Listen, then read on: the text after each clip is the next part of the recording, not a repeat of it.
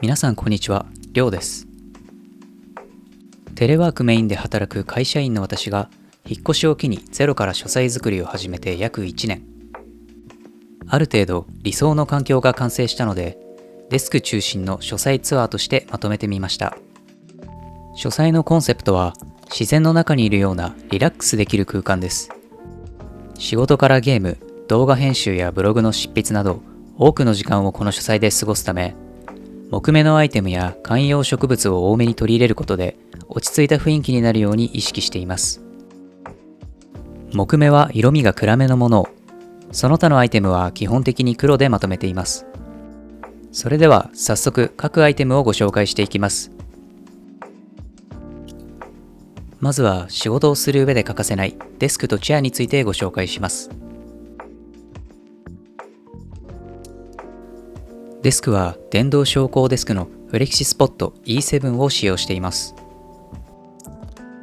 一日中座りっぱなしだと首や肩、腰に痛みが出るだけでなく病気のリスクもあるということで、長時間作業をされる方には昇降デスクがおすすめです。また、眠くなってきたり集中力が切れてきた時にスタンディングで作業すると気分転換になるというメリットもあります。デスクの天板は同じくフレキシスポットのメラミン化粧板を使用しています。サイズは幅140センチの奥行き70センチ。カラーはグレイウッドを選びました。また、昇降デスクの数少ないデメリットである収納力がないという点をカバーするために、天板下に後付けの引き出しを設置しています。こちらもフレキシスポットの S01 という商品です。ゲーミングチェアに最適化よというコンセプトで開発されたエイムチェア。一般的なゲーミングチェアは後傾姿勢が取りやすいような作りとなっていますが、エイムチェアは後傾姿勢はもちろん前傾姿勢も取りやすいように設計されています。そのため FPS のような前傾姿勢で集中してプレイするゲームから RPG のような後傾姿勢でリラックスして行うゲームまで様々なシーンに合わせることができます。また、前傾姿勢が取りやすいということで仕事でタイピングをしたりするのにも向いています。落ち着いたスタイリッシュな見た目でどんな部屋にも合わせやすいデザインなのも嬉しいポイントです。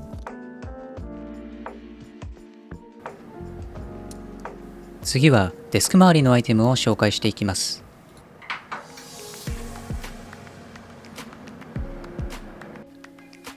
PC はドスパラの自作 PC 組み立て代行サービスを利用して組んでいただきました。ものすごく好みの PC ケースを見つけたのですが、自作 PC の知識がなかったのでケースを持ち込み、その他のパーツはスタッフさんに選んでいただく形で組んでいただきました。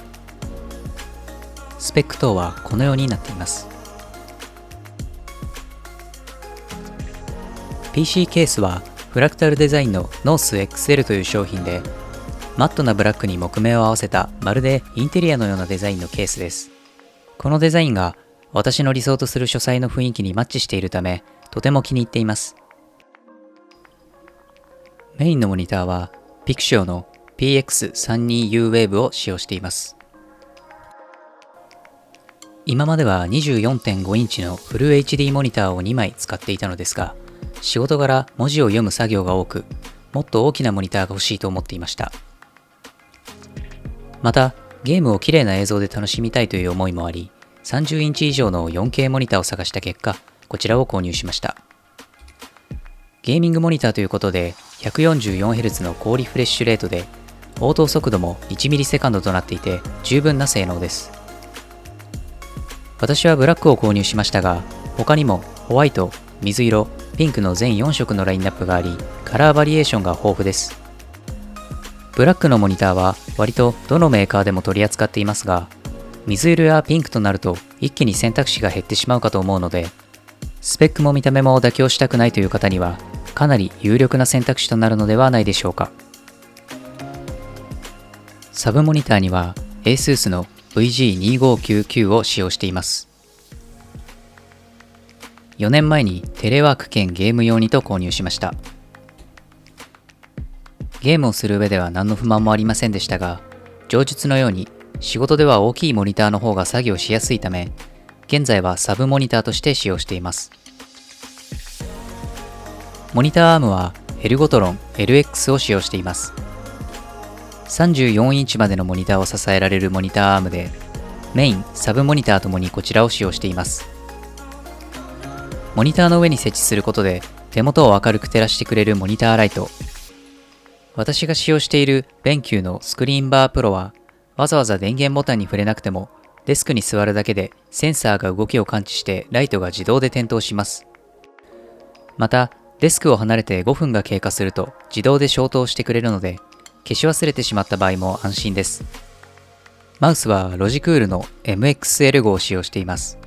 手首への負担が少ないトラックボールマウスですが、マウス本体を動かすスペースを確保する必要がないので、マウスのすぐ横にメモ帳を置いて作業することができます。私は結構メモを取りながら作業をするので、マウスを操作しながらメモも取れるのが便利で助かっています。仕事に使うキーボードとして、ロジクールの K855GR を使用しています。ワイヤレスですが、バッテリー式ではなく単4電池2本で動きます。使用中に切れてしまっても、充電が完了するまで待つ必要がなく便利です。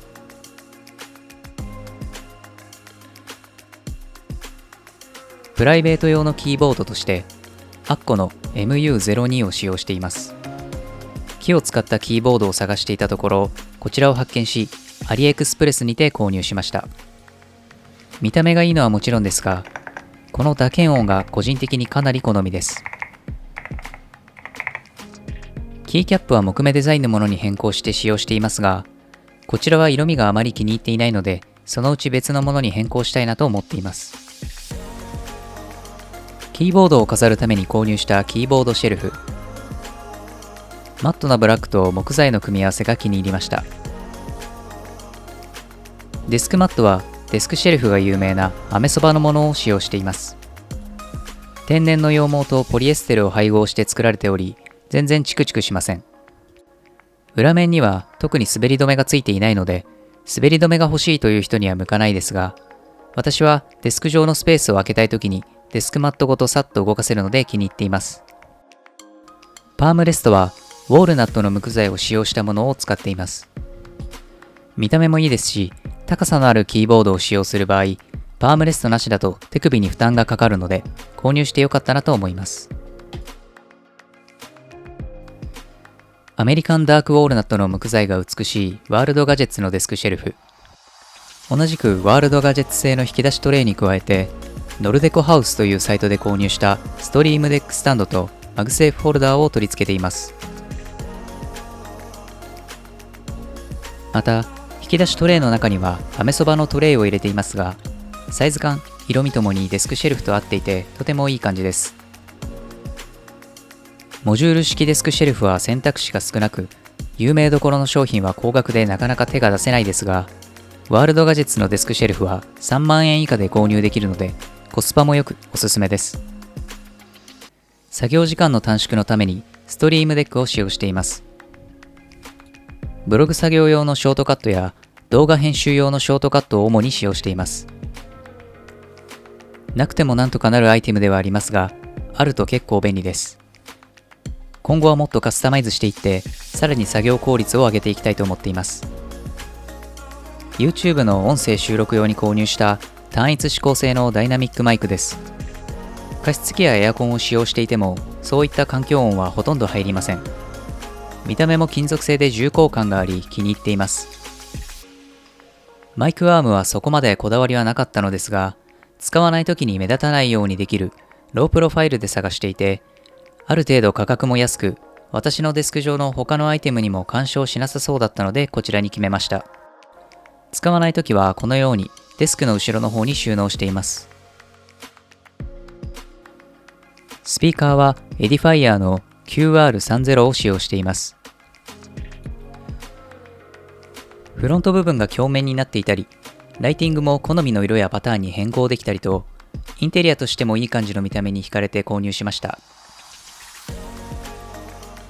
音質は特別いいという感じではないですが、今まで iPhone から直接音楽を流していたので、それに比べるとかなり音が良くなり満足しています。ただ、音にこだわりがある人にとっては少し物足りないのかなと感じます。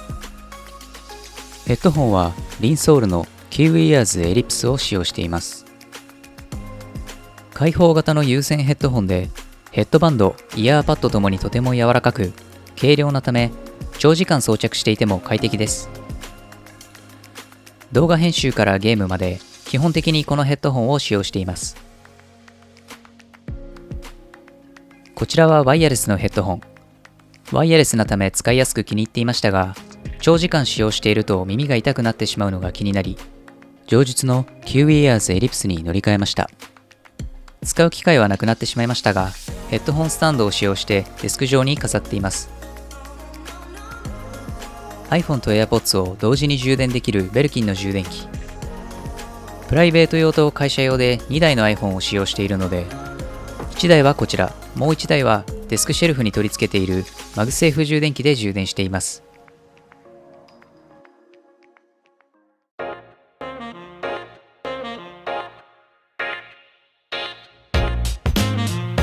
次は雰囲気を出すのに欠かせない照明についてご紹介します。デスク裏側には Philips Hue のプレイライトバーを設置しています。アプリから簡単に色を変更することができるフルカラー照明です。利用するためには Hue Bridge という機器が別途必要になったりと、他社の商品より少しお金がかかりますが、クオリティは高いのでおすすめです。後ほど紹介するこちらのウォールパネルですが、裏側に Philips Hue のライトリボンプラスを仕込んでいます。Philips Hue の照明は、モニターの映像や音に合わせて照明の色を変化させることができます。上述のプレイライトバーと合わせると、ゲームをするときや映画を見るときなどの没入感がアップします。アリエクスプレスで購入したチューブライト、デスク裏やモニター裏などを直接見せずに間接照明として使用するなら普通のテープライトでいいですが、このように直接見せる場合はチューブライトの方が一本の線のように見えて綺麗なのでおすすめです。シーリングライトは向きを自分で変えられるタイプのものを使用しています。こういうタイプだと自分で調整ができるので、モニターに光が反射してしまったり、自分の影で手元が暗くなってしまったりということを避けられるのでおすすめです。また、電球はアプリから調光・調色ができるものを使用しています。デスク環境を整えるにあたって避けては通れないのが配線整理。ここでは私がどのように配線整理を行っているのかについてご紹介します。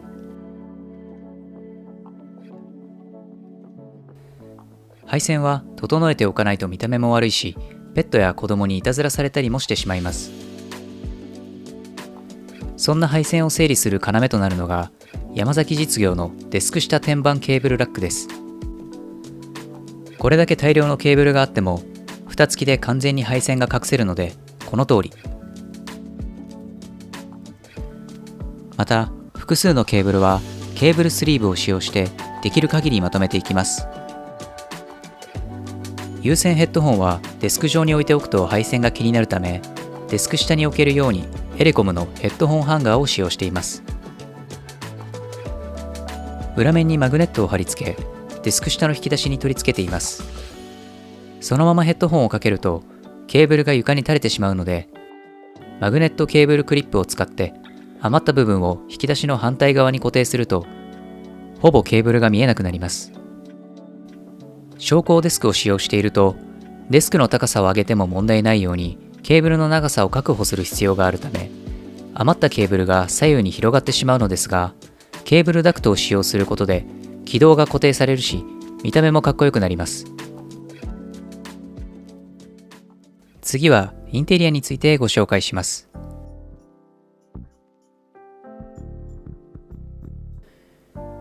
ウッドパネルと調べると一番よく目にする吸音パネルのソットの姉妹品であるリブボ。ソットと比べて使っている人をあまり見かけませんが、全長240センチで天井まで継ぎ目がなく貼ることができるので、個人的にかなり気に入っています。また、ソットにはウォールナットというカラーがないので、ウォールナットが欲しいという方はリブボがおすすめです。ウォールシェルフではなく神棚として販売されている商品ですが、木の色味がとても好みだったため購入しました。ウォールシェルフではないので、中に仕切りがついているという点だけ注意が必要です。こちらは既製品を組み合わせて自作しました。ウォールナット系の色味の木目パネルと、土台部分に平安振動工業の投げしレールブラケット、光源にフィリップスヒューのライトリボンプラスを使用しています。我が家はもともと白い無地の壁でしたが、物足りなくなりコンクリート調の壁紙を貼りました。エンボス加工がされており、かなりリアルな見た目です。シールタイプで貼り直しがしやすく、壁紙を貼るのが初めての私にも問題なく貼ることができました。緑を多めに取り入れるよう意識している書斎ですが、生きた植物は猫にとって危険なものが多いので、安全のために基本的にフェイクグリーンを置いています。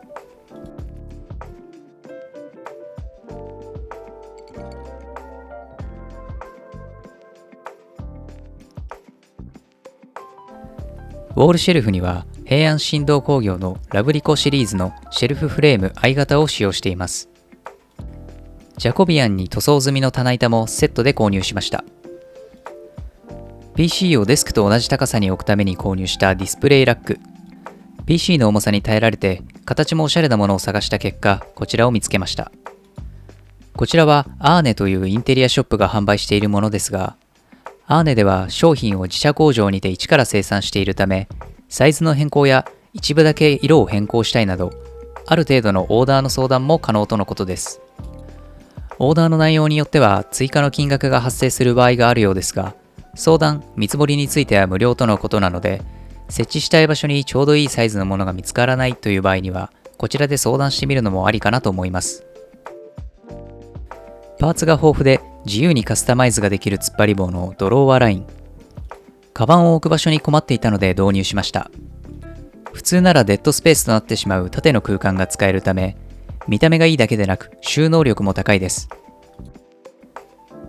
デスク反対側の壁にはスチール製の有効ボードを取り付けています。ここは旅行のお土産のマグネットを貼ったり、小物を置くコーナーです。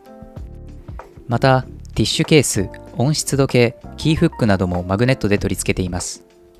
生活感が出る部分ですが、部屋の手前からはフェイクグリーンで見えにくいようにしています。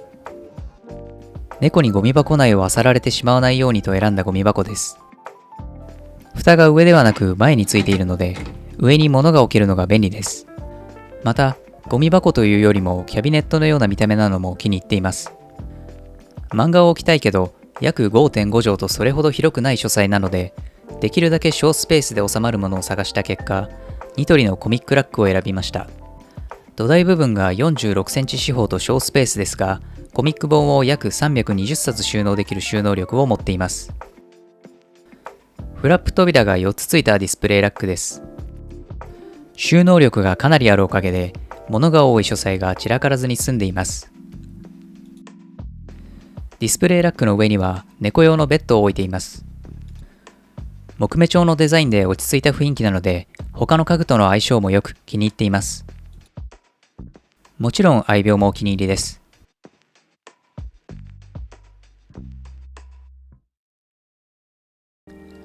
今回は私が約1年かけて作った書斎について、デスク中心の書斎ツアーという形でご紹介しました。紹介するものが多く、長めの動画となってしまいましたが、ご覧いただいた皆様に何か参考になるものがあれば嬉しく思います。今後もまだまだアップデートしていきたいと思っていますので、引き続きお付き合いいただけましたら幸いです。それでは最後までご視聴いただきありがとうございました。